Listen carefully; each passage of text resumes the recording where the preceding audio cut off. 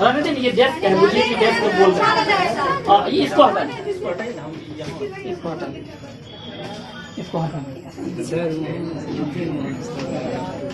ठीक है, या तो उन लोग को कहिए वहीं बैठने के लिए, नहीं तो ये शांत रहे। अच्छा हम देख लेते हैं, हल्ला नहीं।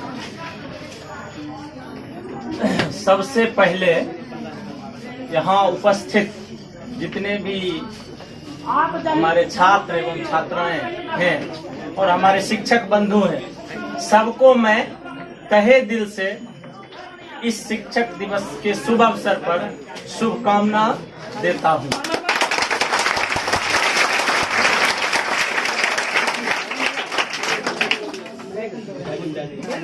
आप लोग इस शिक्षक दिवस को इस रूप में सेलिब्रेट करते हैं, मुझे बहुत अच्छा लगता है, क्योंकि मैं जब छात्र जीवन में था मुझे इस तरह से शिक्षकों का सम्मान करने का कभी जीवन में मौका नहीं मिला।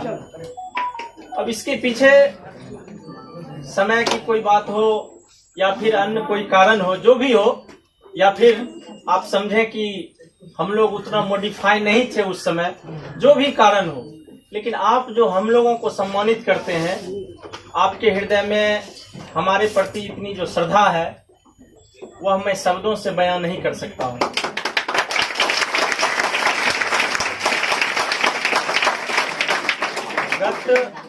गत 2 वर्षों से एक कार्यक्रम के तौर पर अच्छा फंक्शन हम लोग करते थे, स्टेज बन जाता था, कुछ सब लोग अपनी अपनी कलाकारी प्रस्तुत करते थे, अच्छा माहौल क्रिएट होता था।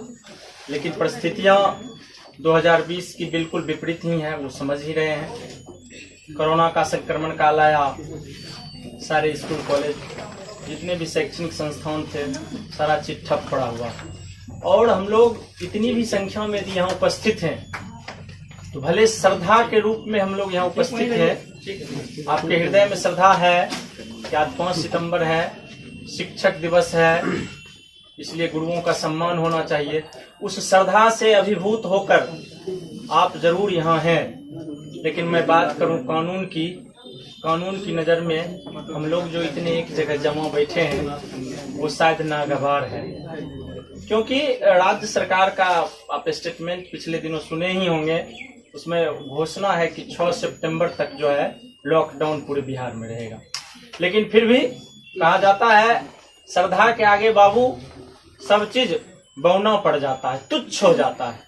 जब श्रद्धा आदमी को हो जाता है तो वो हर चीज को बैक करके, और जिस चीज में उसकी श्रद्धा है, जहां उसकी भक्ति है, वो उसको प्रकट कर ही देता है। और आपने जो इतना प्रयास किया, शिक्षकों के प्रति सम्मान जाहिर किया, यह काबिले तारीफ है, खैर मकदम है।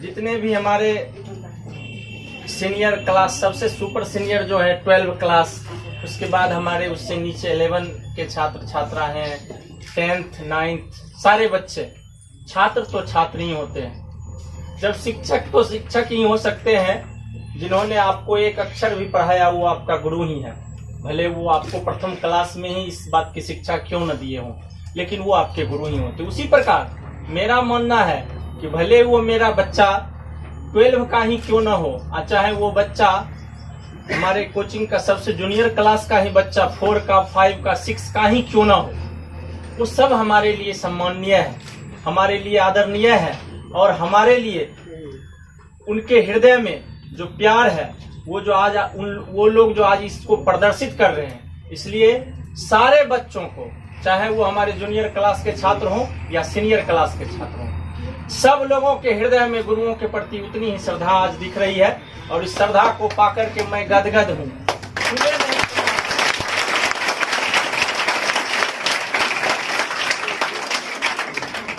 कभी काल मन में अफसोस जरूर होता है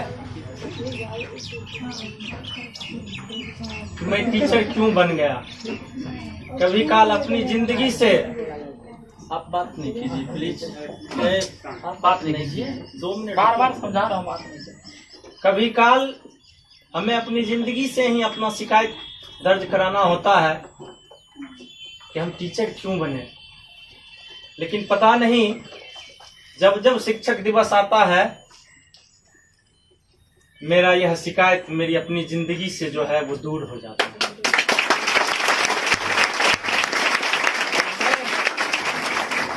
और मैं समझता हूं कभी काल जो मेरी शिकायत मेरी अपनी जिंदगी से होती है वो मेरी शिकायत गलत है, क्योंकि मैं जिस स्थान पे हूं अभी, जिस रोल को निभा रहा हूं, जिस शिक्षक के रूप में मैं छात्रों के बीच हूं, मैं इन लोगों का ज्ञान वर्धन कर रहा हूं, इस सुंदर काम से बढ़कर के दुनिया में कोई सुंदर काम नहीं।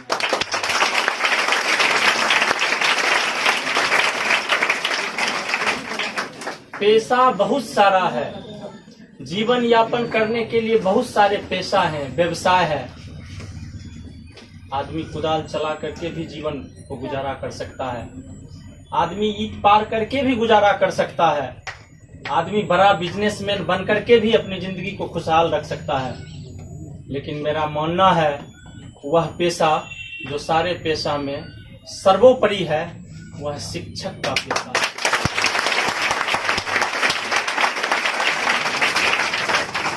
इस पेशे का दर्जा अव्वल है, इस पेशे की बराबरी कोई पेशा नहीं कर सकता है।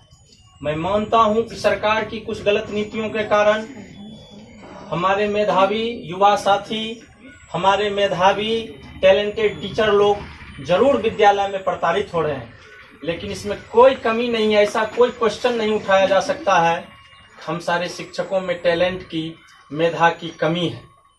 वो सरकार का मामला है, वो पॉलिटिकल मैटर है, वो सब चलता ही रहता है, हर जमाने में ये बातें होती ही रहती है। शिक्षक दिवस के दिन मैं अपने जिले के एक शिक्षक का नाम नहीं लूं तो शायद ये आपके साथ और मेरे साथ भी बेईमानी होगा। आप अखबारों के माध्यम से जरूर पढ़ते होंगे कि वीरपुर प्रखंड में एक बस्ती है खरमौली, वहां के टीचर हैं संत कुमार सहनी। आप उनके बारे में जानेंगे तो आश्चर्यचकित हो जाएंगे। आज के इस युग में जो आदमी मानव स्वार्थी हो रहा है, उस शिक्षक की कहानी अपने आप में लाजवाब है। उस शिक्षक की कहानी इतनी सुंदर है कि उनकी कहानी को इतिहास के स्वर्णिम पन्नों में लिखा जाएगा। जो शिक्षक एक एक रुपया के लिए, आज देखिए स्कूल में अनेक प्रकार का फंड होता है, हेडमास्टर साहब हमेशा खिचड़ी बचाने के चक्कर में रहते हैं, उसमें रुपया बच जाए। अनेक प्रकार का बिल्डिंग बनता है, उसमें रुपया बच जाए। लेकिन संत कुमार सहनी के बारे में आपको मैं बता दूं इन शॉर्ट में कि अपने पेमेंट का वो आधा पैसा बच्चों पर खर्चा करते थे। आज देखिए वो हमारे जिला के लिए ही नहीं बल्कि हमारे राज्य के लिए और हमारे देश के लिए गौरव की बात है। उनको राष्ट्रपति रामनाथ कोविंद जी आज पुरस्कृत कर रहे हैं दिल्ली में। इन्हीं सब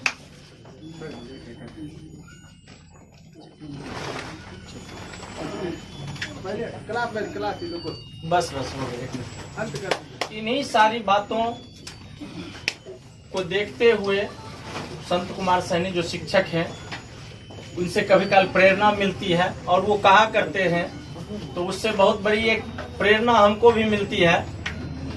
उनका कई बार मीटिंग में हम लोग को साथ बैठने का मौका मिला है सर के साथ में। वो हमेशा बोला करते हैं कि जरूरी नहीं है कि आईएएस बन करके ही आप अच्छा काम कर सकते हैं, जरूरी नहीं है कि आप बीडीओ और डीएसपी बन करके ही अच्छा काम कर सकते हैं। आप जिस पद पर हैं उस पद पर भी समर्पित होकर के आप अपने नाम को रोशन कर सकते हैं।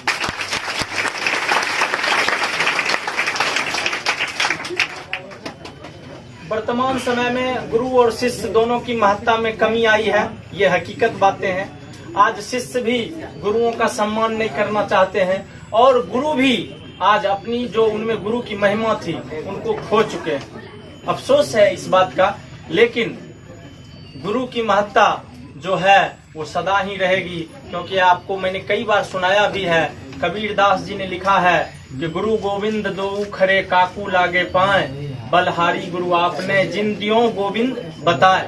अर्थात एक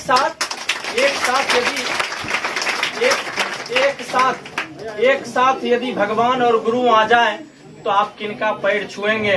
तो वहाँ कबीरदास जी ने दर्शाया है कि आपको पैर पहले छूना होगा गुरु का, क्योंकि यही गोविंद, यही गुरु उस गोविंद के बारे में अर्थात भगवान के बारे में आपको बताया है। तो गुरु की महिमा आगम अपार है।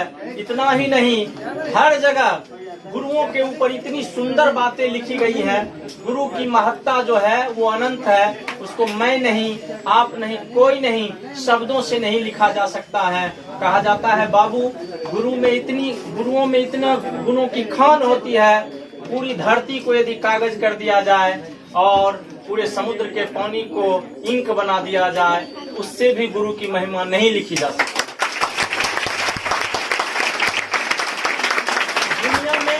दुनिया में 3 आदमी से बढ़कर कोई नहीं होता। इस दुनिया में कोई कितना भी प्यार क्यों न दे दे, लेकिन 3 आदमी का सम्मान हमेशा सर्वोपरि रहता है। उसमें कहा जाता है कि माँ से बढ़कर कोई देवी नहीं होती है और पिता से बढ़कर कोई देवता नहीं होते हैं और गुरु से बढ़कर कोई शुभ चिंतक नहीं होता।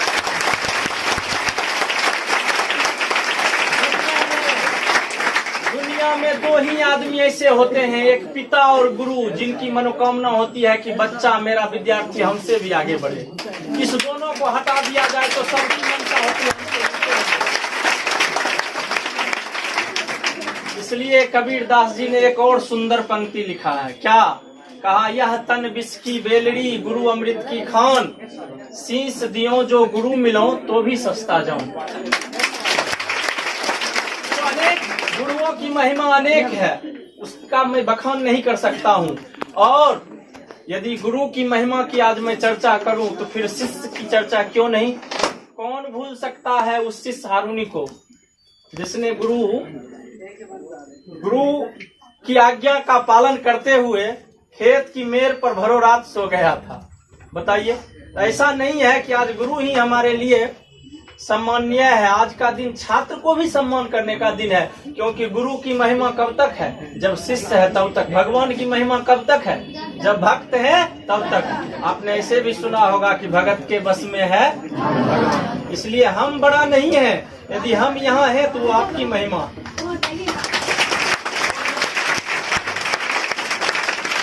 और भी सारे शिक्षक हैं। अब तो समस्या थोड़ी यही है, पुलिस प्रशासन यहाँ बगल में ही नजदीक में आई हुई है। अफसोस हो रहा है, बहुत बुरा लग रहा है। बोलने का तो मन बहुत और कुछ था, 1-2 गीत भी मैं सुना था आपसे, लेकिन अफसोस है, बहुत अफसोस है। आइए विकास